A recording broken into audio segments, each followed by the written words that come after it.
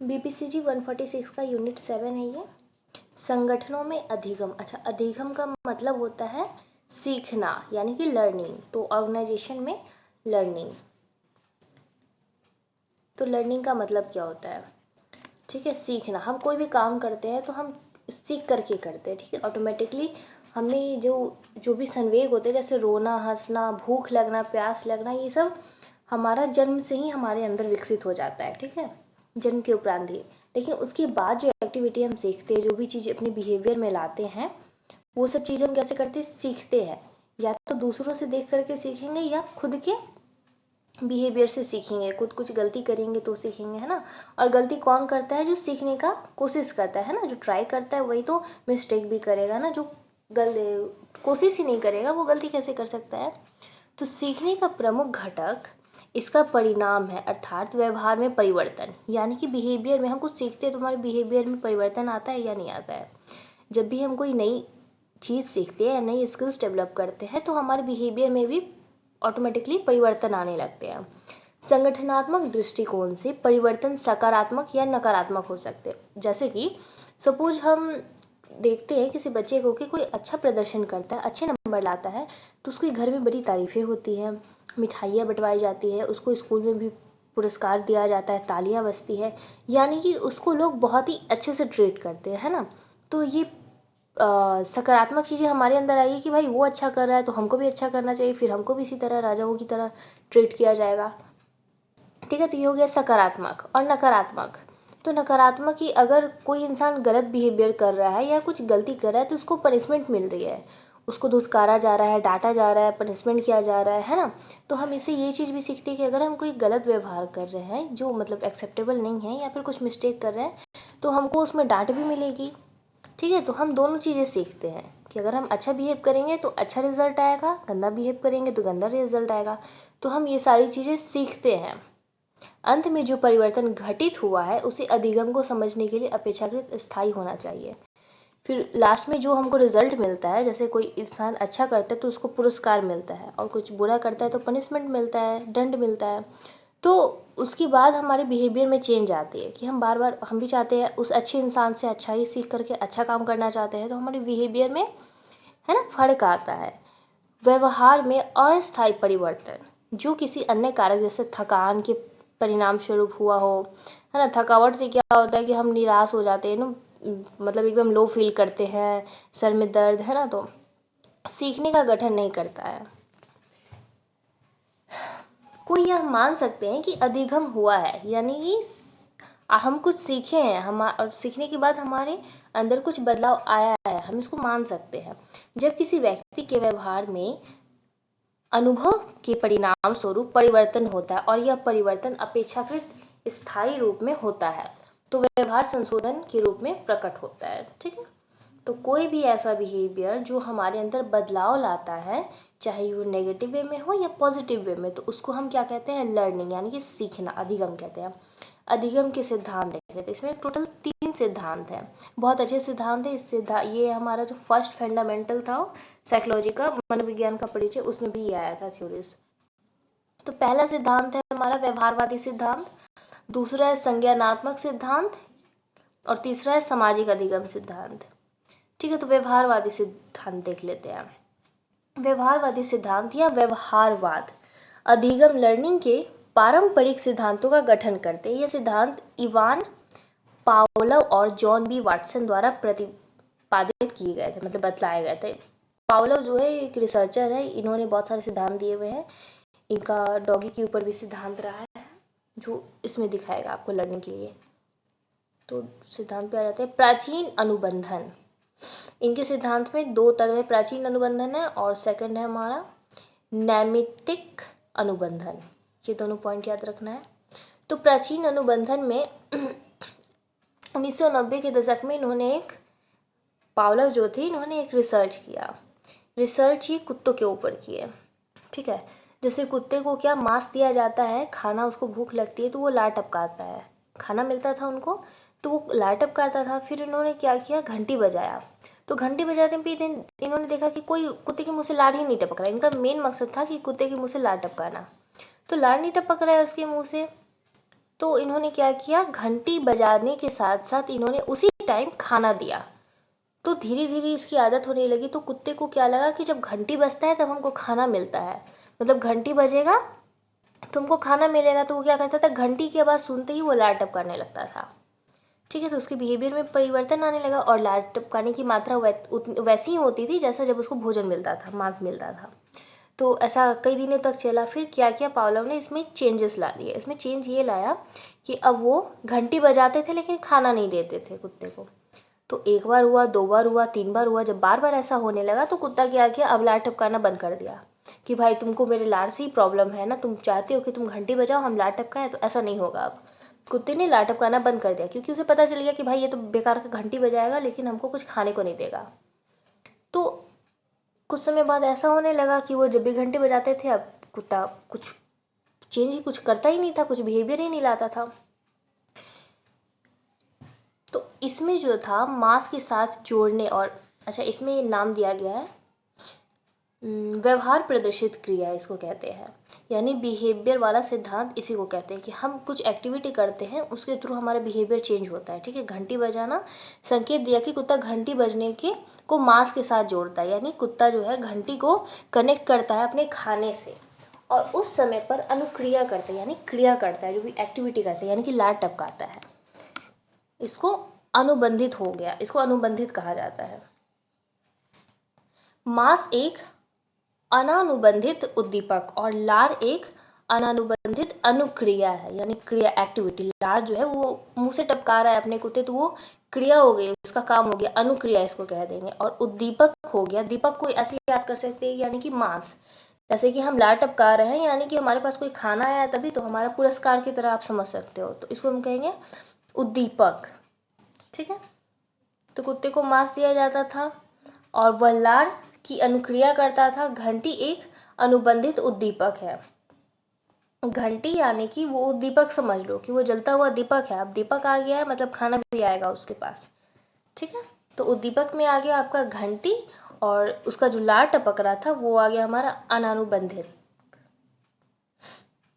इस सिद्धांत में पूरा यही बतलाया गया है।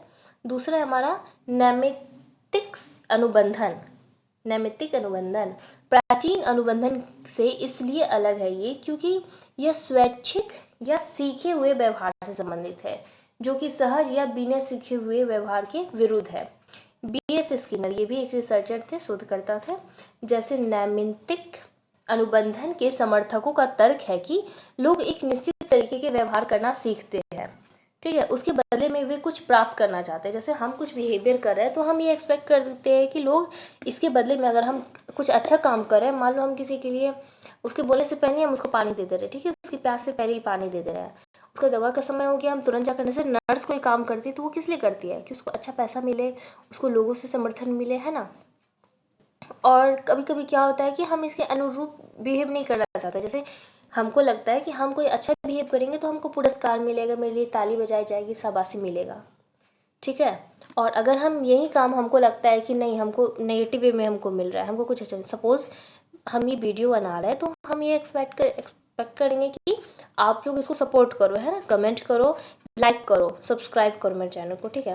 बट ये आप कुछ टाइम बाद अगर ये बिहेवियर नहीं देखने को हमको मिला कि मैं इतनी मेहनत कर रही हूँ और सामने से कोई रिस्पॉन्स ही नहीं आ रहा है, तो हम क्या करेंगे, धीरे धीरे डिमोटिवेट हो जाएंगे और हम निगेटिव बिहेवियर करने लगेंगे, वैसा बिहेवियर जो हम नहीं चाहते थे करना, ठीक है। तो हम धीरे धीरे डिमोटिवेट हो जाएंगे, वीडियोस बनाना बंद कर देंगे, है ना, ऐसी कुछ एक्टिविटी करेंगे जो कि आप उम्मीद नहीं कर सकते हो, ठीक है। तो नेगेटिव वे में लेंगे और नेगेटिव क्रिया ही करेंगे। तो इसी को हम स्वैच्छिक व्यवहार कह सकते हैं या फिर नैमित्तिक अनुबंधन, ठीक है, जिसकी आपने उम्मीद न की हो, नकारात्मक वे में, जो भी चीज़ होगी नेगेटिव वे में करेंगे, ठीक है। दूसरा सिद्धांत था हमारा लर्निंग का संज्ञानात्मक सिद्धांत, इसको कहते हैं हम कॉग्निटिव थ्योरी। व्यवहार का यह संगठन सीखने का एक बहुत ही सरल रूप है, लेकिन अधिक जटिल रूप से सीखने के लिए हमें प्रत्यक्षण और ज्ञान का, यानी रिसर्च और संज्ञानात्मक प्रतिक्रियाओं की भूमिका पर ध्यान देना चाहिए।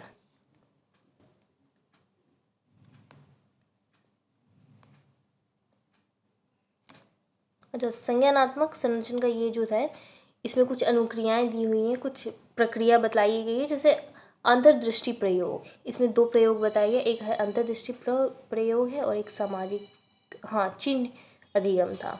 तो अंतर्दृष्टि प्रयोग में ये होता है, अंतर का मतलब हम दृष्टि का मतलब तो होता है कि आँख, दृष्टि यानी कि नज़रिया, हम जो देखते हैं, ठीक है, दृष्टि हो गया।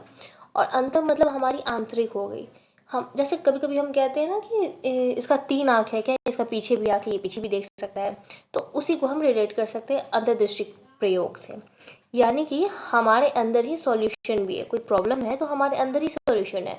सॉल्यूशन कोई बाहर वाला तो नहीं देता है, कोई इंसान ही देगा ना, कोई थर्ड पर्सन तो नहीं देगा, या हम देंगे या आप दोगे, ठीक है। तो ये सिद्धांत था हमारा वोल्फगैंग कोहलर। कोहलर भी सिंपली लिख सकते हैं। कोहलर ने चिंपैंजी के साथ कई प्रयोग किए।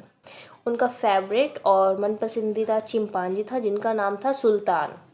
सलमान खान की कितनी सारी मूवी में उनकी घोड़ी का नाम सुल्तान रहता है ना, उसे याद कर सकते हैं। वो सबसे इंटेलिजेंट था चिंपैंजी जो था ना, और चिंपैंजी तो जाहिर सी बात है इंसान की नकल बहुत बढ़िया कर लेता है। तो चिंपैंजी को एक पिंजरे में रखा गया और पिंजरे के बाहर कुछ फलों को रख दिया गया और पिंजरे के अंदर एक छोटी सी डंडी रख दी गई, ठीक है। अब वो डंडा इतना छोटा था कि उससे हम फल तक चिंपांजी तो था, फल को नहीं छू सकता है, उसको नहीं अंदर खींच सकता है। और जो बाहर एक डंडा रखा गया वो उससे भी बड़ा डंडा था, जिससे वो फल को तो खींच सकता है लेकिन वहाँ तक उसका हाथ नहीं पहुँच सकता है। तो समस्या हो गई। तो अब चिंपांजी को दिमाग लगाना था कि वो उस डंडे को कैसे अंदर करे और फल को कैसे ले। तो चिंपांजी ने क्या दिमाग लगाया कि उसने छोटे वाले डंडे से पहले फल को पकड़ने की कोशिश की, वो नहीं कर पाया। तो उसने क्या किया, फिर बहुत देर सोचा समझा, अपना जो भी किया। तो फिर कुछ देर बाद पता चला कि छोटे वाले डंडे से चिंपैंजी ने क्या किया, बड़े वाले डंडे को टच किया और उसको अंदर खींच लिया अपने पिंजरे में। और फिर बड़े वाला डंडा जो फल तक पहुंच सकता था उसने वैसा ही किया और फल को अंदर खींच लिया। तो इस प्रक्रिया से सुल्तान ने एक बार फिर छोटी छड़ी के साथ कोशिश की थी, नहीं हो पाया। तो फिर उसने कोशिश की और बड़ी वाली छड़ी की मदद से वो अपने फल को प्राप्त कर लिया। इस पूरी प्रक्रिया को देखकर यह पता चलता है कि जिस क्षण सुल्तान की दृष्टि लंबी छड़ी पर पड़ी उसकी एक पूर्ण प्रक्रिया बन गई। और यहाँ देखा गया कि हिचकिचाहट और संदेह यानी कि डाउट, और जो भी संदेह होता है हमारा अंतराल में, समाधान स्वतः प्रकट हुआ, यानी खुद से वो आया। हमारे मन में डाउट भी हुआ कि छोटी से नहीं मिल रही तो बड़ी से हो सकती है ना। और निसंदेह इसका संबंध अंतिम उद्देश्य यानी कि हमारा जो लक्ष्य, हमारा जो टारगेट था कि हमको फल को पाना है, अब कैसे पाना है, तो हमारे पास 2 ही छड़ी है, अब उस दोनों की हेल्प से ही हम फल को पा सकते हैं। तो हमारा जो लक्ष्य था फल को पाना था, और इसके लिए सॉल्यूशन क्या मिला, डंडा था। अब डंडा को कैसे अंदर खींचा, ये तो अब चिंपांजी जब खींच सकता तो हम इंसान भी तो सॉल्यूशन निकाल सकते किसी भी प्रॉब्लम का। तो इसी चीज़ को इस सिद्धांत में अंतर्दृष्टि के साथ जोड़ा गया। यानी अंतर्दृष्टि का मतलब हमारे मन के अंदर हर समस्या का समाधान है, उसको बस खोजना है। जैसे कि अंधेरे में एक प्रकाश होता है ना, उसी तरह से इस प्रक्रिया को बताया गया है। अंतर्दृष्टि समस्या परिस्थिति की व्यवस्था पर निर्भर करती है कि हमारा परिस्थिति कैसा है, ठीक है, हम उससे निपट सकते हैं या नहीं। समटाइम दूसरों की सहायता भी लेना पड़ता है, पर कभी कभी हमारे अंदर ही सॉल्यूशन रहता है, हम उसको बस देख नहीं पाते हैं। मानसिक जोड़ तोड़ अवचेतन रूप से चलते रहते हैं, ठीक है। मतलब कभी कभी मेंटली भी हम चीज़ों को समझ नहीं पाते, हम स्ट्रेस में रहते हैं, हम सोच नहीं पाते हैं कि हमारे अंदर ही सॉल्यूशन है, या हम उसको देखने की कोशिश नहीं करते। तो इसके लिए हमको पहले खुद को रिलैक्स करना होगा और फिर सोचना पड़ेगा। होता ये है कि हमारे अवचेतन मन, यानी हमारे अवचेतन मन में ये संकेत जाता है, हम कंटिन्यूअसली उसी प्रॉब्लम के बारे में सोच रहे होते हैं, लेकिन जब तक सॉल्यूशन मिल नहीं जाता है सही तो हमको अवचेतन मन ये नहीं समझने देता है कॉन्शियस माइंड को कि हमको वो सॉल्यूशन मिला है। क्यों मिला है, क्योंकि हम उस सॉल्यूशन के बारे में हमारे ब्रेन कंटिन्यूअसली सोच रहा था, चिंता कर रहा था, ठीक है। फिर आता है चिन्ह अधिगम। ये था टॉलमैन का सिद्धांत। टॉलमैन का विश्वास था कि सीखने का अधिकांश हिस्सा चिन्ह अधिगम है, यानी अर्थात क्या कहाँ ले जाता है, हमको क्या कहाँ ले जाता है। उन्होंने एक चूहे पर प्रयोग किया, इन्होंने भूल भुलैया का एक प्रयोग किया था, ये भी हमारा बेसिक साइकोलॉजी के चैप्टर में था। तो इन्होंने प्रयोग किया था भूल भुलैया का, भूल भुलैया बनाया गया था और उसमें कुछ चूहों को छोड़ दिया गया था। अब चूहे जो थे चल चल के एक एक जगह पे जा रहे थे, खो जा रहे थे, इधर जा रहे थे। उन्होंने नक्शा की तरह उस जगह को लिया, भूल भुलैया को लिया, और किसी भी तरह वो वहाँ से बाहर निकले। एक तरफ पे खाना रख दिया गया था, ठीक है, जहाँ पे इंड होता है, रास्ता निकलता है, वहाँ पर खाना रख दिया गया था, कुछ खाना पानी इसमें डिटेल्स में नहीं बतलाया गया, लेकिन हम बतला रहे हैं। ढक दिया गया था ताकि उसको सूंघते हुए वो वहाँ तक पहुँच जाए, और ऐसा ही हुआ। तो इस भूल भुलैया पर चलना सीखा उन लोगों ने, ठीक है। तो फिर ये पता चला कि अगर इस पूरे भूल भुलैया को हम पानी से भी भर देंगे, फिर भी जो चूहे जो है अपना लक्ष्य तो एक बार देख लिए, वो एक बार उस जगह से घूम कर आ गए हैं, वो खाना मिल गया उनको, तो अब दोबारा उनको फिर से छोड़ दिया जाए, पानी भी भर दिया जाए, या रास्ते में कहने का अर्थात ये है कि कितनी भी मुश्किलें रास्ते में आ जाए, चूहे जो अपना टारगेट ढूंढ लेंगे। इसी तरह हम इंसान भी है, अगर एक बार हमको पता चल जाता है कि हमारे अंदर ही वो क्षमता है, हम सीख करके, हम लर्निंग के थ्रू हम हर प्रॉब्लम का सॉल्यूशन निकाल सकते हैं, तो हम भी वैसे ही करेंगे, चाहे कितनी भी बड़ी मुश्किल आ जाए, हम खुद सॉल्यूशन निकालेंगे। अब सामाजिक अधिगम सिद्धांत देख लेते हैं।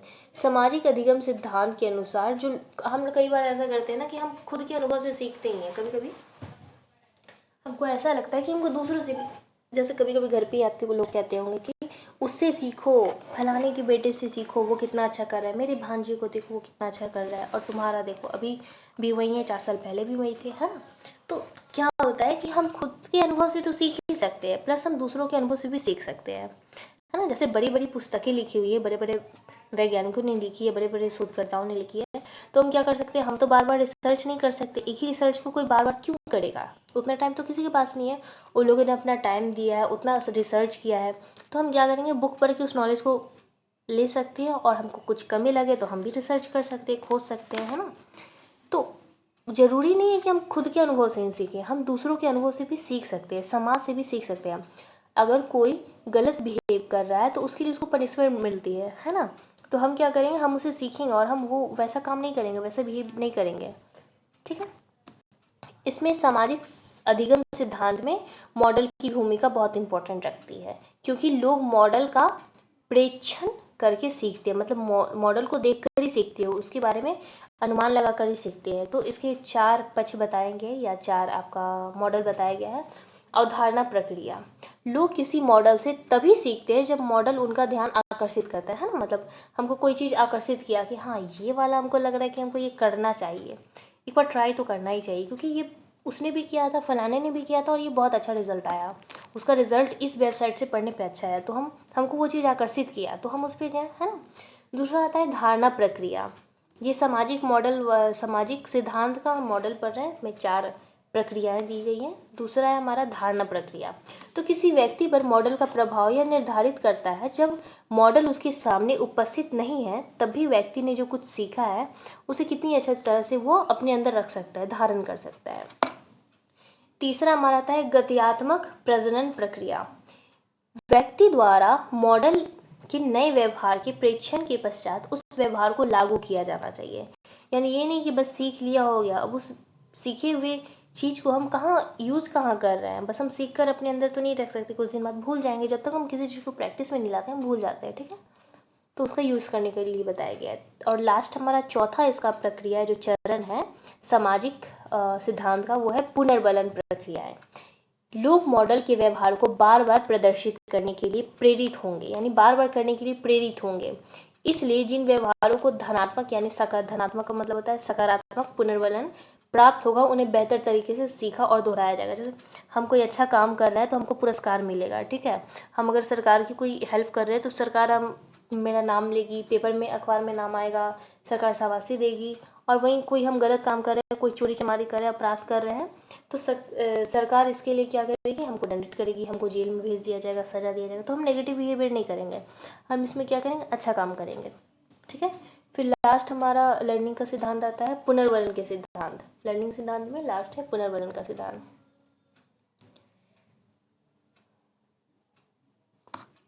अच्छा, पुनर्बलन और दंड यानी कि पनिशमेंट की अवधारणाएं सीखने की प्रक्रिया में एक महत्वपूर्ण भूमिका निभाती है। अधिकांश विशेष इस बात पर सहमत है कि दंड की तुलना में पुनर्बलन अधिक महत्वपूर्ण है। जैसे किसी चीज़ के लिए हमको पुरस्कार दिया जाता है तो हम अच्छा काम करते हैं, लेकिन दंड दिया जाता है हम उस काम को करने से हिचकिचाते हैं या नहीं करना चाहते हैं। यह सही भी है कि लोगों को उस व्यवहार को सीखने की अधिक संभावना है जिसके बाद पुरस्कार या प्रशंसा प्राप्त होती है, जैसा भी हमने बात किया, उसकी तुलना में कि ऐसे नकारात्मक प्रयोग को हम या दंडित वाले कार्य को हम नहीं करेंगे। पुनर्वलन का महत्वपूर्ण सिद्धांत हमको थार्नडाइक ने दिया था। इनका सिद्धांत भी बहुत ही अच्छा है। थार्नडाइक के अनुसार एक ही स्थिति के लिए किए गए कई अनुक्रियाओं में से जो संतुष्टि यानी कि पुनर्वलन का मतलब होता है संतुष्टि, और असंतुष्टि यानी कि दंड। हम किसी भी काम से संतुष्ट होते हैं तो हम उस काम को बार बार करते हैं या पूरी निष्ठा के साथ करते हैं, वहीं हमको दंड दिया जाता है तो हम उस काम को नहीं करना चाहते हैं। ठीक है, तो इसी बात को इसमें समझाया गया। आमतौर पर वैध तो माना जाता है, जो काम हम नहीं करना चाहते हैं वैध काम को हम नकारात्मक में मिलते हैं कि अगर करेंगे तो हमको दंड मिलेगा, हमको जेल जाना पड़ेगा, हमको सजा मिलेगी, है ना, ये सब चीज़ें।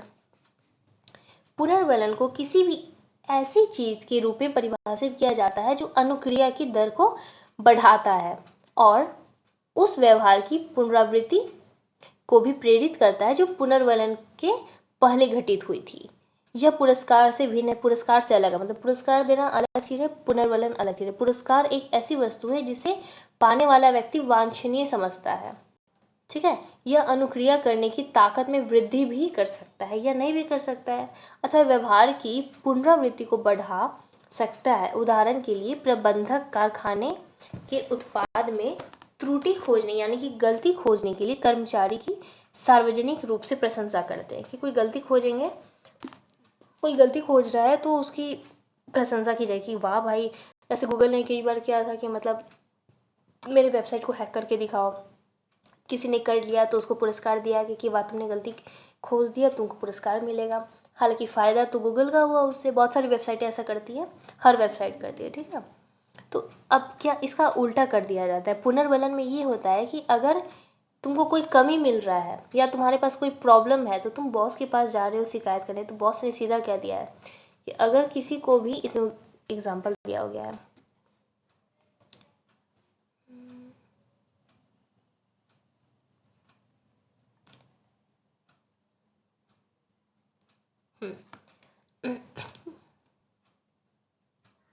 अच्छा, कोई गलती या कोई काम को दोहराने के लिए हम 2 बार सोचेंगे। ऐसा काम करने के लिए इन्होंने एग्जाम्पल दिया है कि सहयोगी के साथ उनके लिए मुश्किल खड़ा कर सकता है। यद्यपि इसकी प्रबंधक जो है, हमारे जो भी बॉस है, वो हमसे कहते हैं कि तुमको कोई काम दिया गया और उस काम को तुम कर रहे हो और उसमें कोई प्रॉब्लम हो रहा है, कोई समस्या आ रही है, तो तुम मुझसे पूछने नहीं आओगे तो तुमको मैं काम से निकाल दूंगा या तुम्हारा वेतन कम दूंगा। ठीक है, तो अब इसमें क्या होगा कि हमको कोई प्रॉब्लम भी आएगा तो हम बॉस के पास जाएंगे नहीं, क्योंकि उन्होंने धमकी पहले ही दे रखी है, उन्होंने साफ साफ इनकार कर दिया गया है कि मेरे पास नहीं आना, और हम जाएंगे तो हमारी प्रॉब्लम शायद और बड़ी हो जाए, तो वो खुद ही सॉल्यूशन ढूंढते। तो पुनर्वलन में ये होता है कि हम वो जो भी गलती होती है उसको हम दोबारा नहीं दोहराते हैं। ठीक है, अब इसमें भी 2 चीज़ें, धनात्मक पुनर्वलन यानी कि पॉजिटिव, जैसा कि कहा गया, सकारात्मक और नकारात्मक पुनर्वलन।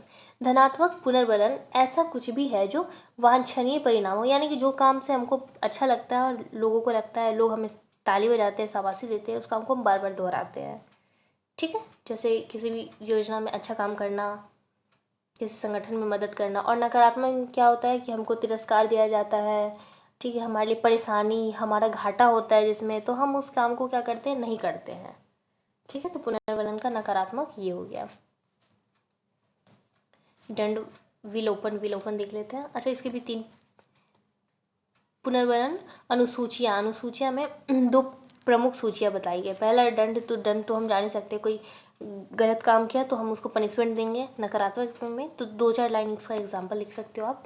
विलोपन, किसी व्यवहार को बनाए रखने के लिए किसी भी पुनर्वलन को समाप्त करने की प्रक्रिया विलोपन कराती है। ठीक है, उदाहरण के लिए एक संगठन घोषणा कर सकता है कि वह कर्मचारियों को प्रबंधन के सामने अपनी राय व्यक्त करने के लिए प्रोत्साहित करेगा, यानी कि अपनी राय दो कि हम जो काम कर रहे हैं संगठन के लिए क्या सही है क्या गलत है, तुम्हारी भी राय हम लेंगे। ठीक है, तो इसके लिए हम तुमको पुरस्कार भी देंगे या तुम्हारा सैलरी भी बढ़ा देंगे। तो क्या करेंगे, हम उसको अपनी राय देंगे। लेकिन विलोपन में ये होता है कि कर्मचारी ने, हालांकि प्रबंधक ने, जो भी हमारे रिसर्चर थे उन्होंने प्रबंधक थे, वो सीधी सीधी कह दी कर्मचारियों के प्रति कि अगर कोई भी प्रॉब्लम हो रही है, कोई भी समस्या आ रही है, तो तुम लोग हमसे संपर्क नहीं कर सकते हो। ठीक है, मतलब हम जवाबदेही नहीं है, हम तुमको कोई सॉल्यूशन नहीं देंगे। या हमसे पूछोगे तो तुमको उल्टा दंड दिया जाएगा। तो अब क्या होगा, कर्मचारियों के अंदर ये बात आ जाएगी कि नहीं, हम ये गलती से भी ये काम नहीं कर सकते, मतलब दोहरा नहीं सकते हैं। तो हमको क्या करेगा, प्रबंधकों ने हम पे रोक लगा दिया, ठीक है, कि मतलब मेरे पास नहीं आ सकते हो, हम जवाबदेही नहीं आएंगे, तुम जो भी सॉल्यूशन ढूंढो, ठीक है, ये तुम्हारी प्रॉब्लम है, मेरे हम जवाबदेही नहीं है, मतलब हम इसके बारे में हम पे कोई जुल्म नहीं होगा, हम कुछ नहीं बताने वाले हैं, ठीक है। तो ये क्या हो गया, प्रबंधक के पास हमको जाने से रोक रहा है, तो क्या कर रहा है, ये विलोपन का काम कर रहा है, ठीक है। तो यूनिट 7 हमारा कंप्लीट हो गया है।